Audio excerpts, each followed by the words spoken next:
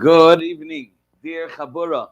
Welcome aboard as we cruise through Kol Torah Kula, Torah Shebal Peh, with the Rambam in our lead one Perek a day, and we are beginning the fifth Perek of Hilchos Tefilla, where the Rambam is zeroing into the backbone of the entire davening that we have. Be'etzem is Shmoneh Esrei, as we described till now. That is what Chacham have instituted. Today, the Rambam is going to focus on not the requirements that are mandatory to the extent that if one is lacking, Shmoneh Esrei has not been Yoitza, one has not been Yoitza davening Shmoneh Esrei. Rather, the preferences of Chazal, and this gives you the spirit of our Shmoneh Esrei, which give a person the feeling, the sense, and the understanding that he's standing in front of a king. And these are not li'ikuva. They're not mandatory to the extent that if one doesn't do it, the Shmoneh Esrei has not been, the chiv of Shmoneh Esrei has not been fulfilled. Rather, they are l'chatchil, let's see it inside. And I would categorize it as the spirit of Shmoneh Esrei. There are 8 things that a person davening has to do them. However, if he was pressed or he was in a circumstance that, he didn't have another approach, he was coerced for whatever reason, or for whatever reason he transgressed unlawfully and didn't do it, they don't withhold the Shmoneh Esrei from being a proper one. So that means these are l'chatchila. There are the following 8. Amida. We actually call the entire Shmoneh Esrei Amida, Lashon standing. He has to be standing properly. Noichach HaMikdash, facing the place of the Beis HaMikdash, as Rabbi Levi put on the thumbnail. And V'tikun HaGuf, preparing his body properly. V'tikun HaMalbushim, and preparing his clothing in an appropriate way. Tikun HaMakom, preparing the place. And this is beyond, we said different things that can't be there that are either erbo or different things that are likuva, smells, etc. and shmutz.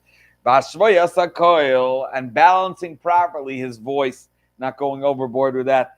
V'akriya, and kneeling, v'ishtachava, and bowing, and as we're going to see the difference between them. And be'etzem, the Rambam is also referring to nefilas apayim that comes right after Shmoneh Esrei, one falls on his face. Halacha beis. Amida Ketzad, how should one properly stand? And the Rambam gives us how one should stand in front of a king. Ein mispalel el ma'umad, essentially a person davening Shmoneh Esrei should only be standing. Hoy yeshiv b'sfina, if he's sitting in a boat, or or in a carriage. Im yochel lamayid, if he's able to stand, yamayid. But what that means, if he's able to stand and maintain his intent, his kavana, his calm and collected thoughts. However, im lav yeshiv b'kamim mispalel. If not, he should just sit in his place and daven. Choyle, a person that's sick and it's heavy on him to stand, and that's going to take over his whole thought process, then you're not talking to the Eibishter. And therefore, he's able to daven even when he's laying on his side. However, providing that he's able to stay focused. Someone that's thirsty and hungry. They are included in all those that are considered sick, and therefore, if you're able to maintain your focus, yispal daven, even though you're hungry. We said already about that following a trip, that 3 days until you calm down. So don't daven until you calm down. Many are istnis, and we know the minig Lubavitch. To eat as enough as he needs to have kavanah.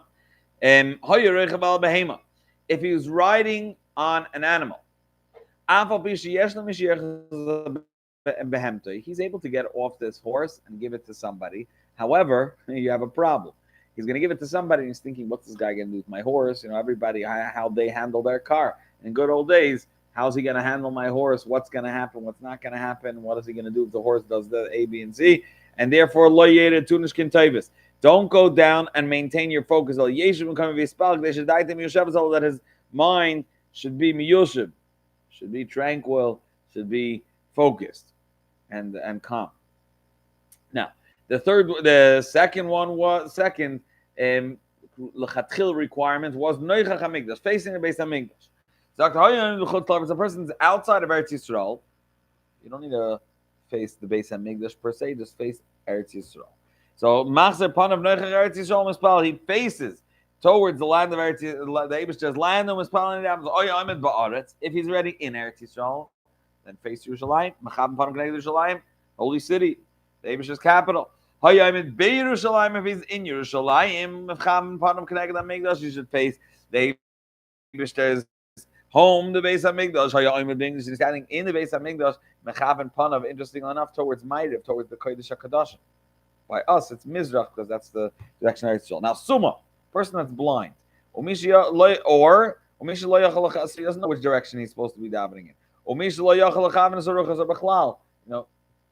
There was a special, his name was Rabbi Bachman. He fought in the Second World War in the ship, in the Navy, and he knew how to navigate the boat based on the stars. So in those days, it was very prevalent that people knew how to read the map based on and the direction. The Kiddush HaChodesh was not for mumchim. Kiddush HaChodesh, the Rambam expresses in the middle. He says this, even women and children could do this part of the calculation, and because it's just math. But the truth is, people knew, as we find in Hilchas Eidos, that there were certain questions that they would cross-examine the Eidos, and this they were not able to make a mistake in, because this everybody was accustomed to knowing. For example, how high the moon was and how many degrees, etc. And same deal over here. Everybody was able to navigate directions. A person that's blind couldn't navigate, or a person that mamish, he had a deficiency, wasn't able to. So such a person, what do you do? Someone that's in a boat and doesn't know how to read the Milky Way. Face the Eibishter. The Eibishter is everywhere. Good. The person has to accept upon himself he's facing the king, and therefore you do your best. But if you can't, as we said, this is l'chatchila, you just he directs his heart towards the divine presence and that. Halacha dal. Tikun aguf ketzad. How does he prepare his body beyond going to the bathroom, which he needs to? You need to take care of that. We already discussed, etc. before. If he can't be mahalachat, he can't be ma'am. That's my parsa. Zak the Rambam, halacha dal. Tikun aguf ketzad. How so? Shu oimed the feeling when he's standing in davening. Tzarich l'chavenes raglov zu b'tzad zu. Stel tzach shemen esrei. Put your feet together. V'noisen ein of lamata kilu ma'abed la'aretz, and you look downward. Now we're talking about even a person davening balpeh. Obviously, oisis machkimas, and that's the way to go. Save yourself from a lot of machshav zaris, as the Rebbe always writes as an eitzah. But looking downward is a sign of he's not haughty. Doesn't hold high of himself. Rather, he's accepting the yoke of the Eibishter. Kilu ma'abed la'aretz, as if he's looking at the ground. But however, his heart is available to the highest. He stands above this place. Kilu as if he's not in the area he is. He's not bound to this limited place. Now the Rambam, the way he describes it is the way in those days, in the Rambam's time and area in the world, where geographically they would stand in front of their king. They would put one hand on another hand over the heart, and that's the way they would stand and address the ruler of sorts. And we're going to see that today, it depends on the place, as I'm soon going to indicate. Hayimanis al smalis, you put the right hand over the left hand. But oimid ka'eved l'fnei rabba, you stand like a servant in front of his master. Slave in front of him, be'ema, in fear and trepidation, be'yir v'fachat, and awe. Lo yaneach yadav al chalatzav, and do not put your hands on your thighs like the power pose. Okay? It's not a way of standing in front of a king and being batal and accepting his yoke, begging from him. Halacha hey, how does one fix his clothing besides, in addition to what we said, likuva, that his heart his heart has to be covered, and obviously his ever should be covered. First, you make sure they're proper. And now not just the clothing you're wearing are proper.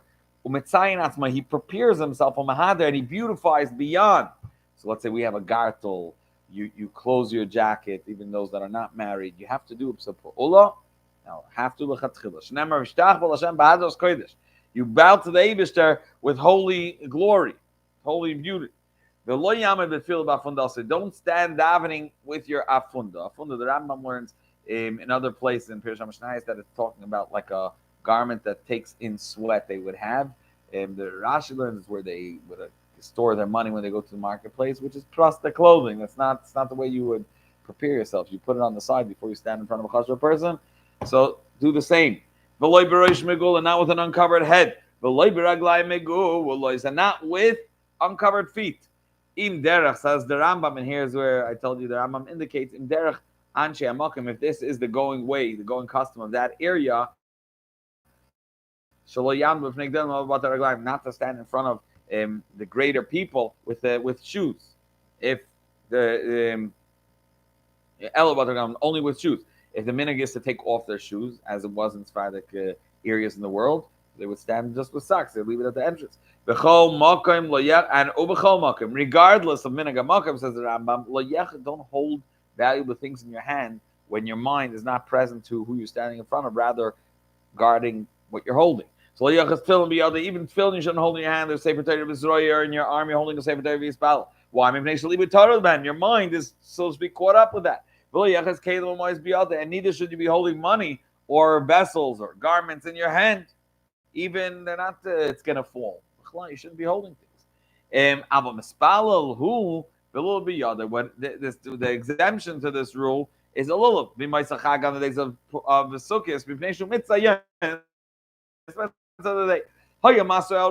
if he's carrying something on his head, and this is takes less focus. It's balanced till it settles. You see it in your Shalayim. We're talking about then Alta Araber. They're carrying stuff on their head, and it's certain. Once it's settled, you're focused on what's going on. So if it's less than 4 kavin, it's not very heavy.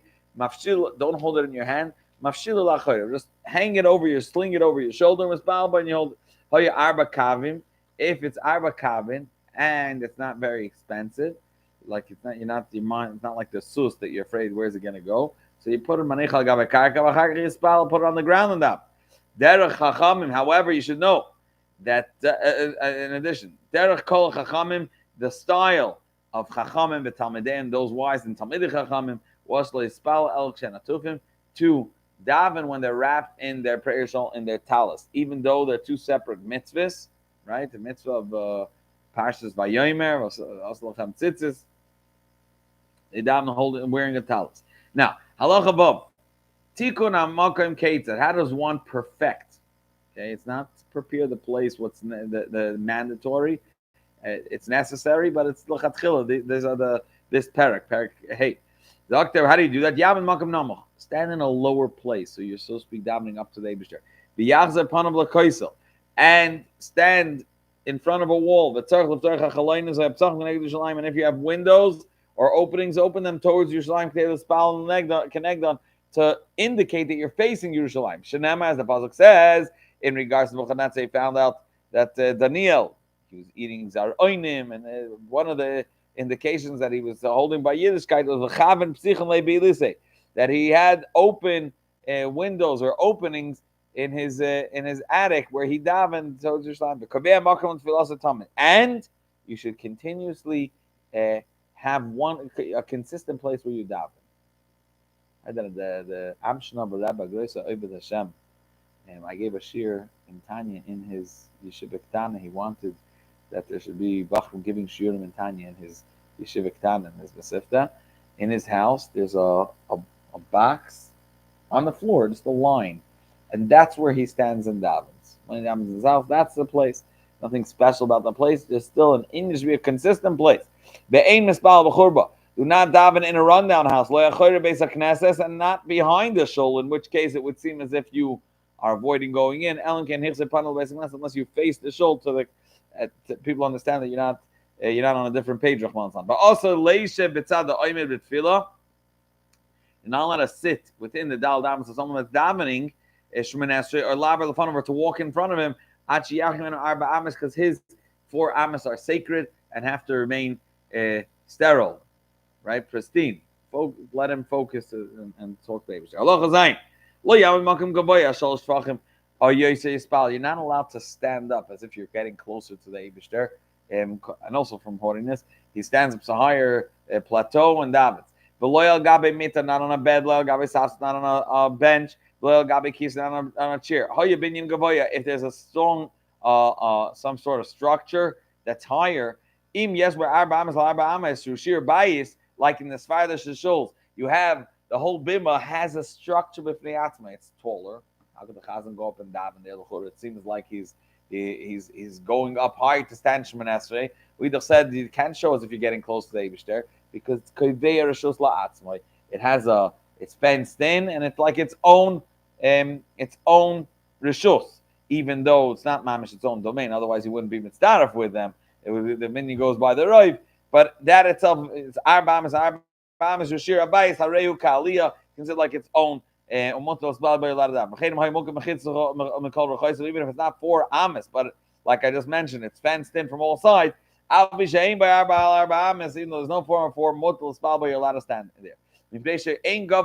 It's not considered a higher plateau, higher than everyone else, as you're just in your own place. It's in its own domain. It's important to note, similar to what the Rambam mentioned, you should go to a lower place. Yam Makam Namach at the beginning of Sivav, that the Altnoi Shul in Prague, if I'm not mistaken, it says it's the place of the Chazan is like lower than everyone else. Mamakim Krosicha Hashem from the depths. Halacha Ches. Now we're going to talk about different things a person is occupied with, which can distract him, and therefore how he should go about it. Ha'omnin, those craftsmen, Shayu Oisim Malacha Baroisha Ilim, that are doing work on the tip of the tree. He was hired to snip and to make sure that the top of the bushes are good. So he's there fixing the roof. On top of a pile of stones. On top of a wall. Now's the time for Shemoneh Esrei. Don't stand in the luft and hanging and daven and say you're being mechaven. Doesn't work that way. You're also being mechaven that you stay alive. So Yerdin Lamata, you go down, Umispal, and you daven. The Choyz and Malach, and after which you can go back to your work. That these are trees that is hard to get down, the whole project, and the frat if you're hired, you get your time, the necessity you have to do, and part of davening is eingerecht. They know you have to daven, but leisure you can't do. That's a much bigger process, and also I think it's more. The Ram doesn't mention it, but if I'm not mistaken, it's very intertwined. The branches, and that's why it's hard. But for the same reason, a person is very stable. So in this case, the mispalim bekaimam, and also by an olive tree. These two, and by a fig tree and an olive tree, it's a lot of effort to get down. My mispalim, what do you daven? How much do we allow a person to daven when he's davening on someone else's bill? If they were hired to be able to cover for what they need, their food. Mispalalim shalish tefillas tishas brachas. They, I'm saying basically, if they're you doing work for me and they support you, they're feeding you and they're taking it. So that in that case, you daven full Shemoneh Esrei 3 tefillas a day. How you oisim mischaron? If they're doing it and they're getting paid per hour, mispalim havinenu. At that point, they daven the kurza tefillah of havinenu. The shalosh shen shalosh are the same in the middle. That kitzur of all the middle brachas. One thing is for sure, don't represent anybody. The kids, you can't be the chazan, the ein noisim is kapayim, and if you're a kohen, you don't do birkas kohen. Now, hashvayas hakol ketzad halacha tes. How do we say you should balance your voice properly and ensure that you're not going overboard? Do not daven Shemoneh Esrei again. This is the shtila Shemoneh Esrei. Do not daven too loud. On the other hand, don't just daven. Be a Jew at heart, right? Don't just daven in your boich. Rather, you indicate and you mouth the words with your lips, and you whisper to the extent that you hear the utterances with your ear. You don't have to all the words. You have to be able to hear. I'm saying you have to be able to whisper the words, but not in a way that other people hear. It shouldn't be heard publicly. If he's hard of hearing, for example, or not because he has a sickness or anything, but he can. This is the only way he can focus. If he's in a loud place, it's the only way he's able to. However, providing if this is in public and you're coming on someone else's cheshbon, it's a problem. Not to mix up their focus due to his davening. Now, kriya ketza. How does one bow? And soon the Rambam in Halacha, the Rambam is soon gonna point out in Halacha Yud Gimel what exactly defines kriya as opposed to ishtachava. But kriya ketza. How does one bow? We know one bows 5 times in the middle of davening. Hamispal Kriya Chomish, Kriyas B'chol Tefillah Tefillah. Every davening 5 times you bow. The bracha Rishayna B'tchila B'soif. Baruch Atah Hashem. And at the end of the bracha. Magen Avraham. O B'Haydaya. By Moedim. B'tchila B'soif. Moedim Anachnu Lach. And at the end of the bracha. And when you finish Shemoneh Esrei, you take a bow, and then you go 3 psiyas backwards. So there's twice by the first and by the bracha vayda, and one at the end. Ukshu koreya, when you're bowing at the end, shalom mismoil atzmai. First you shalom b'mreimav, you bow to your left side, b'chagach yasa shalom aleinu to your right side. B'chagach magbiya roisha min akri, you raise your head up from the kriya. Ukshu koreya ba'arba kriyos. This is specifically by the 5th one, when you're about to leave the presence of the Eibishter at the end of Shemoneh Esrei. But by the other 4, 3 of them are by the words Baruch Atah Hashem, besides Moedim Anachnu Lach. The other 3, the beginning of the bracha starts Baruch Atah Hashem Elokeinu, right? And the bracha ends Baruch, right? Ends. So Ukshu, he's Korea beBaruch, he bows Baruch Atah Hashem. Okay? He's Zoikev B'Shem. Zoikev B'Shem. Starts bowing by Baruch and ends straight by the Eibishter's name. The Hashem Zoikev Kfufnas, the Gemara Bracha says. But in which case do we say that only these 5 times? Behedit, by a regular common folk. Aval Kohen Gadol Kareh B'Tchilas Kol Bracha B'Seif Kol Bracha. He's allowed to bow at the beginning, at the end of each bracha, because he is much more in the presence of the Eibishter. But Melech is even more than that. The king is able to remain bowed from the beginning, the first bracha, throughout Shemoneh Esrei. Doesn't even need to pick up at the end, before the end of every bracha, as the kohen does. Kohen Gadol. He doesn't raise his head until he concludes the entire davening. Now the Rambam is going to ask a kasha. Like I'm in fields of Yom Kippur. Those that would be noig to bow, but they have to keep the chacham's takana to only bow 5 times in Shemoneh Esrei, and therefore they have to raise themselves up before the Eibishter, before the end of the bracha. And even the place they bow, they have to be zoikif beforehand, so it's noticeable that they're bowing to the chacham, if I remember correctly. Why, when you're stepping back and you're concluding the session of Shemoneh Esrei, your private audience with the Eibishter, why do you first bow to your left? When you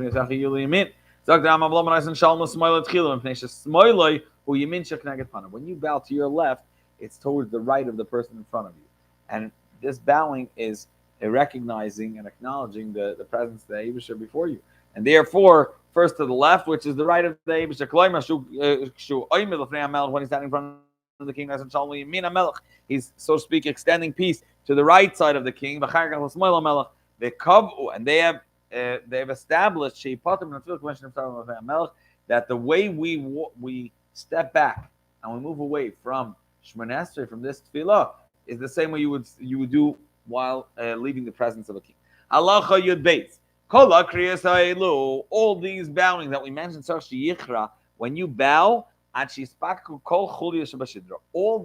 all the knots, or all the discs of the spine should be stretched open, so to speak. And he should make himself like a bow. If he bent a little bit and already indicated he's pressing himself, and so to speak, he's painting himself, going through this hassle. And it seems as if he's doing it the best he could. You don't have to do beyond that. Beyond that could be already shash yuara. Halacha Yud Gimel. Hishtachava ketzad. Now, this hishtachava is, the Rambam is going to consider it hishtachava b'pish yadayim b'raglayim. Person lays flat, and that be'etzem is the initial takana of nefilas apayim. Nefilas apayim literally means to fall on your face. Now we drop our face on our hand. I'm going to say that nefilas apayim is a very sensitive thing, to do it the way it was in its purest form, to do pish yadayim b'raglayim. Because a person that's on that level, that he's bottled to the Eibishter and lays flat, if he has daven and his tefillah is not mekuyim, it becomes a question k'vyachol on the Eibishter. And therefore, as we're going to see, we're not noyig to do it to that extreme. How is this laying flat, bowing, and prostrating oneself? After one raises his head up after the fifth bow, which is after he finished walking away from the Yeshiv, sit down on the floor, and then menoifel upon him, and then falls down on his face, arza to the ground, head to the floor, and he begs all supplications that he wants. But this is where you shis your gevein. Kriya, now the Rambam is going to define the terms that he was using till now. Kriya amora b'chol makom al berkain. When we said kneeling, generally in Torah, till now the Rambam was just referring to it as the spakul of bowing, and that's what we do. But the Rambam says in Torah, amora b'chol makom in Torah is al berkain, is kneeling on your knees. Kida is when you're talking on your knees, but then your head touches the floor. And then hishtachava is a pish yadayim raglayim an shenim mutal panav al arza until he's stretched out hands and feet until he's flat on the floor. Ukshoisen feels a pine and it feels panim achat feels. Says the Rambam. However, wait, don't go to the deraisa yet. And when you do the feels panim after davening, yes, mishu oisa kida. There are those that would do just a bow. Okay, sorry, the way the Rambam described that they're kneeling and then putting their head to the floor. And there are those that do it to the extent that they do it as a pish yadayim raglayim. Obviously, kida cannot be done in middle of Shemoneh Esrei because most Shemoneh Esrei you're standing, amida, right? This is on your knees. But there are those that do kida. There are those that do yesh mishayis ishtachava, but also last ishtachava lavanim. First of all, first things first, you're not allowed to do prostrating oneself on stones, elbowings, only the base of the animals of his kachavim. That it's a problem, as we explained Hilchos the halachos of idolatry. The ain adam chashuv rasha lipla al panav. A person is not allowed to do nefilus apayim to that extreme and to that extent. Unless he knows he's a tzaddik like Yeshua ben Nun, as he's done for the malach. You're allowed to. You should bend your face a little bit. Okay, there again. I'll remind you. The Rambam described the beginning of nefilus apayim Yoshev la'aretz. So once you're sitting on the earth, or in our case, you're sitting on a bench, so you bend your head towards the side. That's sort of the feels of pain, but you're not doing it on the level of Yeshua. You should know it doesn't have to be in the main place, in the place of davening. So if you're a tzaddik Yeshua and you're planning to do ishtachava, pish yadayim raglayim, just to this ritzvah savanim where you daven Shemoneh Esrei, you're allowed to daven over here and do the feels of pain elsewhere. And the final halacha for today. Minug Pashat B'chol Yisrael. It's the going custom and accepted rule of thumb for all Yidden. Shein nefils apayim b'Shabbosim v'moedim. We do not do nefils apayim, which is Tachnon, or the beginning of Tachnon, on Shabbos and on Yom Tiv. V'loi b'Rosh Hashanah. Not on Rosh Hashanah, v'loi b'Rosh Chodesh, not on Rosh Chodesh v'Chanukah v'Purim. V'loi b'Minchas l'Arvei Shabbos v'Yom Tiv. Not only on the day itself, on the Erev, the eve of, the Mincha before Shabbos, the Mincha before Rosh Chodesh and Yom Tovim, v'loi b'Arvei Shabbachol Yom, and never in Ma'ariv. Yes, Yechidim, there are those special people above the regular, your common people, grace tzaddikim, that they do nefilus apayim by Ma'ariv. The only day that everyone's neifel upon him in each one of the davening is on Yom Kippur. This day is designated and dedicated for supplication, begging and requesting, asking the Eibishter, and fasting and doing tshuva, and therefore every tefillah is appropriate for every yid when the yechidas begilui to be on that level, and also say nefillas apayim and ask tachlis from the Eibishter. Yeshikoyach for being with us. It's really, really special to go to Torah Shabbat Peh together with such a fantastic group and to learn together every day. And Yeshikoyach for the team behind it, led by Rabbi Nemirovsky.